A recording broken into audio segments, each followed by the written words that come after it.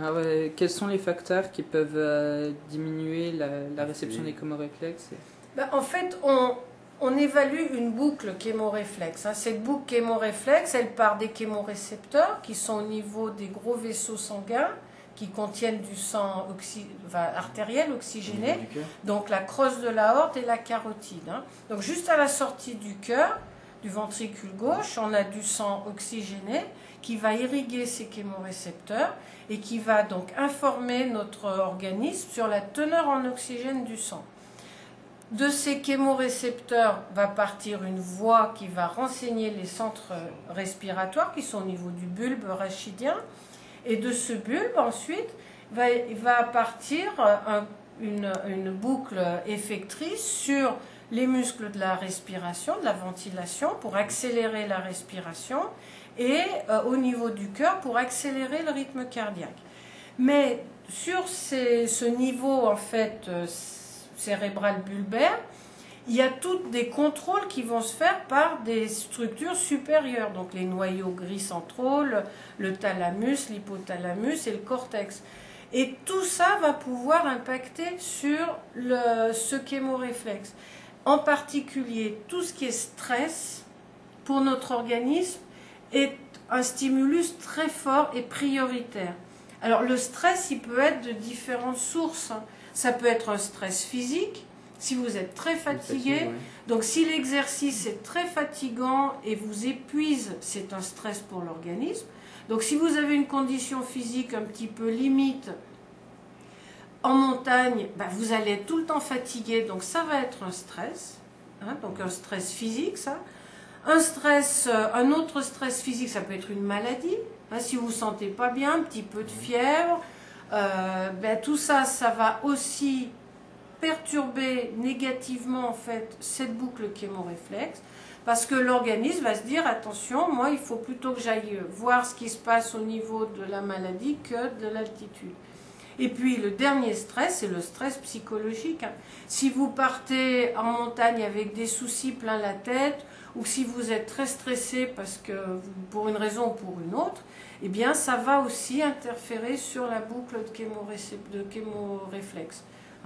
Et donc tous les stress vont impacter de façon négative l'adaptation à l'altitude. C'est pour ça que si on part en montagne, il faut être en bonne condition physique, pas être malade et avoir des conditions psychologiques idéales, c'est-à-dire être content d'y être et pas du tout laisser... Il faut laisser ses soucis au niveau de la mer, il ne faut pas les emmener avec soi en montagne. Oui, c'est la vitesse de pédalage. Et je devrais être à 60, c'est ça? Voilà, exactement. Ça c'est bon. On va connecter les tuyaux. Si jamais ça va pas bien, je fais quoi? Tu ouvres la bouche. Ah, je peux quand même respirer normalement. Si, en ouvrant la bouche, ça ramène... Il y a de l'air qui arrive. Ah non, c'est immédiat. Dès qu'on se déconnecte du tuyau, on revient ici. Mais il y a des risques de même quoi? Non, pas du tout. On reste bien en dessous. C'est pas assez long pour faire un mal de montagne. Alors comment ça s'appelle Ça, c'est un oxymètre de pouls. Ça permet d'évaluer la saturation de l'hémoglobine en oxygène. Au niveau du... Au niveau du sang qui passe dans les doigts, au niveau du sang capillaire. Voilà. Donc l'oxygénation normale, elle est entre 95 et 98%. Et avec l'altitude, au fur et à mesure que la pression diminue, l'oxygène diminue. Et donc la saturation de l'hémoglobine va diminuer. C'est ce qu'on cherche donc à mesurer, c'est quel niveau on atteint à l'altitude de 4800 mètres, qui est la valeur de référence. Bien, alors maintenant tu vas prendre ça dans la bouche. Hop. Voilà. Enfin, comme un embout de plongée, voilà. Il faut donc passer les lèvres, voilà, c'est bon, et mordre le picot qui dépasse. Voilà. Ça c'est bon. Voilà. Donc,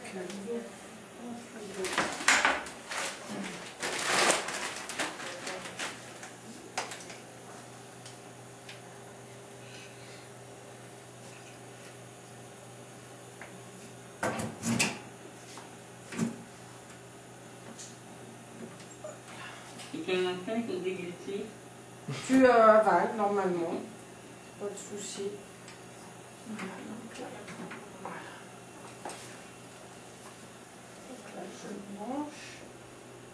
Donc ça, c'est simplement un robinet une soupape en fait qui va permettre lors du test de faire arriver à l'inspiration de l'air appauvri en oxygène et ensuite l'air expiré sera chassé par l'autre partie de la soupape. Voilà. Voilà, tu te tiens droit, voilà, c'est bon. Hop, c'est tout bon. Voilà, il nous manque plus que l'appareil à tension. Puisqu'on contrôle la fréquence cardiaque, la ventilation et la tension artérielle pendant le test.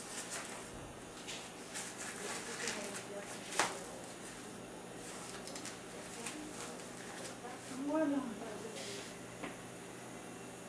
Alors, tu respires tranquillement, calmement, aussi naturellement que possible, pour qu'on ait les valeurs de référence. Il ne manque plus que le pince-nez et on va être prêt à démarrer le test. Voilà. Donc maintenant 5 minutes, contrôle, au repos, en respirant l'air de la pièce. Non, il faut respirer tranquillement, calmement. Tu respires beaucoup trop fort. Tranquille, ferme les yeux, détends-toi.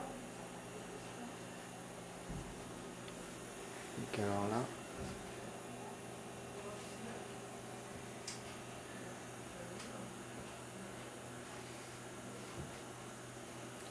Donc là c'est ces fréquences de cardiaque qui s'affichent là. Là on a la fréquence cardiaque, oui, la tension quand elle va se prendre. La tension qui... mesurer la tension artérielle. Donc ici on a le rythme cardiaque avec la surveillance de l'électrocardiogramme. Donc c'est dans le dos que c'est pris, c'est ça? Oui, oui, là il y a 4 électrodes dans le dos qui permettent de définir différentes dérivations. Ouais. Donc là ça permet de surveiller le bon fonctionnement du cœur et là on a la fréquence cardiaque.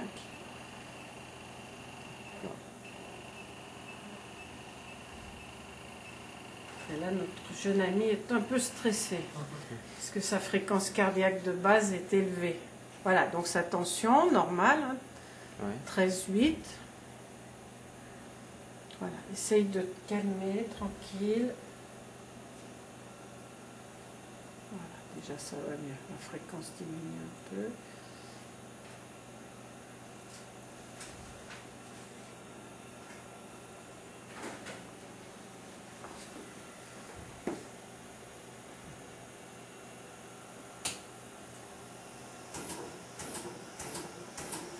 Là, je prépare le mélange de gaz pour avoir... D'azote et d'oxygène. Voilà, on a un mélange azote-oxygène et on va monter à une altitude de 4008 et on pourra régler l'altitude en jouant sur ce bouton qui règle les pompes en fait à l'intérieur. Mais normalement, on doit arriver à 4008. Et si je vais plus haut, je vais monter en altitude. Ah, on entend les pompes qui s'activent. Voilà, ouais. Et sinon, bah là, je veux 4008, donc je redescends un peu. Oh, mais monter à 5004, là, d'un coup. Ouais. On peut monter jusqu'à combien Oui, à peu près, maximum 5005. Hein. Ça va dépendre de la pression barométrique, mais le maximum, ici, ça va être un mélange 50% d'air et 50% d'azote. D'accord. Voilà, donc là, on va rester 4008, 4009, c'est bon. Voilà, donc on a nos valeurs de référence. On va pouvoir démarrer le test. Donc on connecte le côté inspiratoire à la machine. Cube. Donc on remplace ça par le sujet. Donc là, Grégoire est à 4800 mètres d'altitude. Ça y est, c'est parti.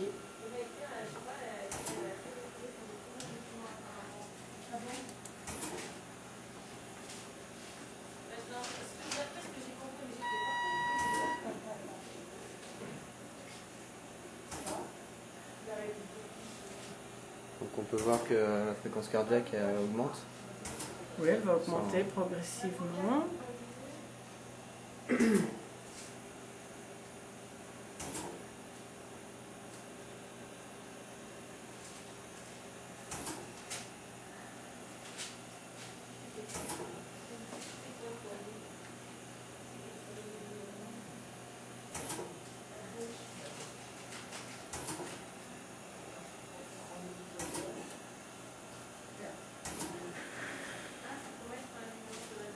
Donc là c'est au repos, Là on est au repos, donc il respire au repos un mélange de gaz qui équivaut à une altitude fictive d'environ 4800 mètres. On va le mettre un petit peu plus haut. Voilà. Donc là on voit que l'oxygénation du sang est en train de diminuer. On n'est plus qu'à 93%. 80. Voilà, ça diminue progressivement.